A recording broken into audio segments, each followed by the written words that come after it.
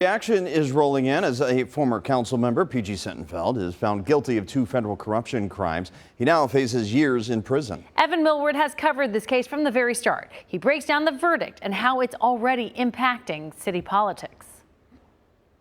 This case pulled back the curtain on how money, politics, and development all played together in the city of Cincinnati. That's already starting to change as the Democrats' rising star now faces federal prison time.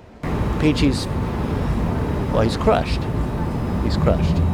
PG Sittenfeld said nothing leaving federal court Friday evening. As the jury read its verdict, guilty on 2 of 6 counts, he dropped his head to the table. His family cried in the courtroom. The message that will be there, if people say otherwise, is that our criminal division, which I am confident in, will continue to investigate these cases and other types of cases.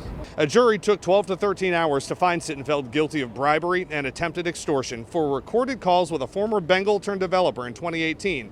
Chinadum Ndukwe worked with the feds under a proffer because he too was facing federal crimes. He started recording Sittenfeld, he says, because he was sick of getting the shakedown from elected leaders on developments. The one in question in this case, 435 Elm, across from the convention center, which Ndukwe was trying to redevelop. In one recorded call, Sittenfeld denies a quid pro quo offer, money for votes, and then agrees to meet with Ndukwe and his investor, who was an undercover agent.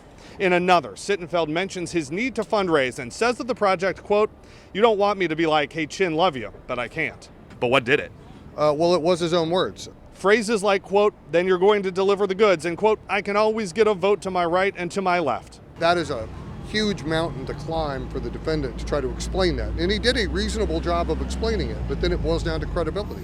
Attorney and former councilman Steve Gooden watched nearly the whole trial and helped craft some of the changes in the wake of 3 city council indictments. If you look at the campaign contribution list from the last city council race, the average number of contributions went way down. The average contribution levels went way down. Our Paula Christian asked if more charges could come to City Hall.